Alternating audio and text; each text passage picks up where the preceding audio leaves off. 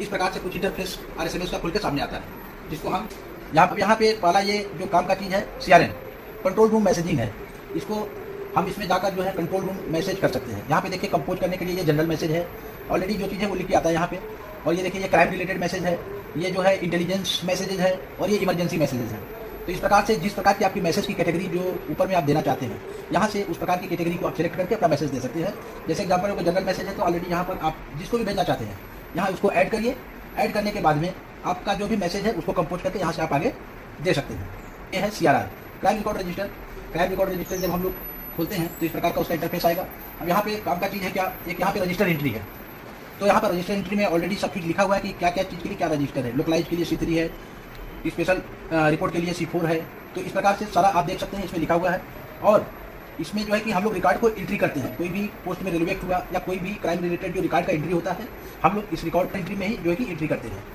कोई डाटा अगर इसमें एंट्री हो गया, अब उसका डाटा को निकाल कर एनालाइज करना है तो हम कैसे करेंगे, तो उसके लिए व्यू रजिस्टर में जाएंगे। उसी क्राइम CRR में जो व्यू रजिस्टर में जाएंगे तो जो आपने यहाँ रजिस्टर एंट्री में जो भी रिकॉर्ड किया है, यहाँ से व्यू रजिस्टर में से डाटा निकाल कर हम कोई भी डाटा को एनालाइज कर सकते हैं। जैसे यहाँ पे देखिए जस्ट एग्जांपल मैं कोई रेलवे का ही लेता हूँ एग्जांपल। तो देखिए यहाँ पे रेलवे का C39 दिया हुआ है। इस रजिस्टर को मैं ओपन कर लेता हूँ। ओपन करने के बाद में अभी आपको कोई डाटा मान लीजिए निकालना है, मैं एक 141 का डाटा निकाल के देना चाहता हूँ। तो मान लीजिए अभी इस साल में हमारे पास कितनी CPU की अगर डाटा इसमें से एक्सट्रैक्ट करना है तो हम यहाँ पर जाकर डेट सेलेक्ट कर सकते हैं यहाँ पर। तो जैसे अभी सितंबर 2025 है, इसको हम कर लेते हैं जनवरी 2025।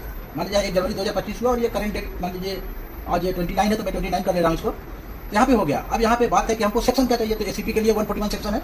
जब वहाँ पर आप क्लिक करिएगा तो यहाँ पर ये ऐसा इंटरफेस आ जाएगा। अब जो भी आप सेक्शन का डाटा चाहते हैं यहाँ से आप निकाल सकते हैं। तो मान लीजिए अभी जैसे मैंने कहा मान लीजिए 141 ही मैं निकाल देता हूँ, यहाँ पे सेक्शन को ऐड कर दीजिए और एकदम इजीली यहाँ पर आप जैसे ही इसको सर्च करिएगा तो ये डाटा खुद ब खुद एनालाइज होकर पूरा आ जाएगा आपके पास में। अभी ये वेट करने के लिए बोला, डाटा हमारा यहाँ पर आ चुका है। यहाँ पर ये डाटा जो आया है अब आप देख सकते हैं। अब यहाँ पे ये डाटा तो अब यहाँ पे आप इसमें वर्ड फाइल में भी ले सकते हैं इसको। ये देखिए यहाँ पे PDF में भी ले सकते हैं। तो मान के चलिए मैं एक PDF ही निकाल देता हूँ इसको। यहाँ पर से ये PDF हो गया, मैं यहाँ पे इसको सेव कर लिया और यहाँ से मैं इसको खोलकर अब ये देखिए हमारा टोटल जो है कि कैश लिस्ट इस प्रकार से आ गया। तो जैसे ये चीज़ आया है तो ऐसा नहीं कि 141 आपका जो भी रेलवे एक्ट का सेक्शन है, इसी प्रोसेस यही है। आप कोई भी डाटा यहाँ से निकाल के एनालाइज कर सकते हैं। उस डाटा में ज़्यादा ट्रेन वाइज भी है, PO वाइज भी है। आप यहाँ पर से इसको एनालाइज करके अपने हिसाब से डाटा को बना सकते हैं। अब इसमें MC मॉड्यूल में क्या चीज़ है, अब इसमें जो पैसेंजर रिलेटेड क्राइम है, देखिए आप जितने भी अनटुवर्ड इंसिडेंट जो हमारे जितने भी अनटुवर्ड इंसिडेंट होते हैं, UD हुआ, नॉकडाउन हुआ, सब जो है कि इसमें भरा जाता है। और any type of good work done जो होता है अदर मिसलेनियस एंड इंसिडेंट में भरा जाता है। कोई भी आप एक एंट्री जब इसको खोलेंगे तो इसका इंटरफेस ऐसे ही आएगा।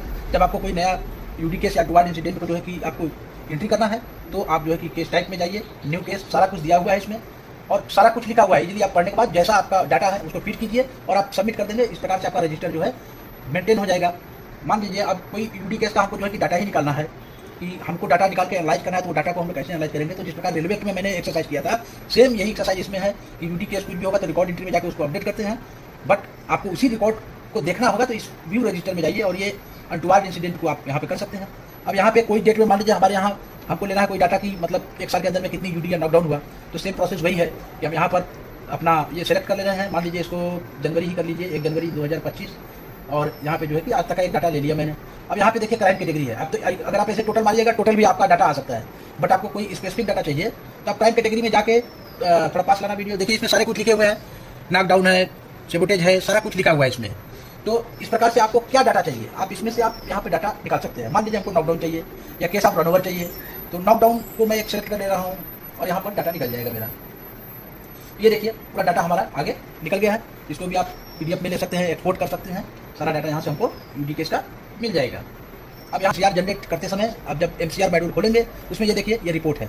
रिपोर्ट में जाने के बाद लिखा हुआ है उसमें स्टैटिकल नॉन स्टैटिकल रिपोर्ट। इसको आप जो है कि खोलेंगे तो जब भी आप इसको खोलेंगे तो ये देखिए MCR जनरेट करने के लिए ऑलरेडी जो है कि 1 से लेकर पूरा 17 स्टेप है और इस 1 to 17 स्टेप को प्रॉपर फॉलो करना है।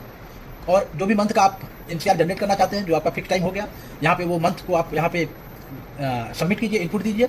और ये जैसे जैसे आप चलते जाएंगे सारा डाटा लिखा रहता है। 1 से 17 तक पूरा जो है कि आप डाटा को फॉलो कीजिए। जब तक यहाँ पर आपका जो है कि 17 तक आपका डाटा जब कंप्लीट हो जाएगा, 17 तक लास्ट में आपको सेंड डाटा करके सबमिट का ऑप्शन आएगा। जैसे ही आप सेंड डाटा करते हैं ऑटोमेटिक ये जो है कि आपका MCR जनरेट होकर सिस्टम में सबमिट हो जाता है।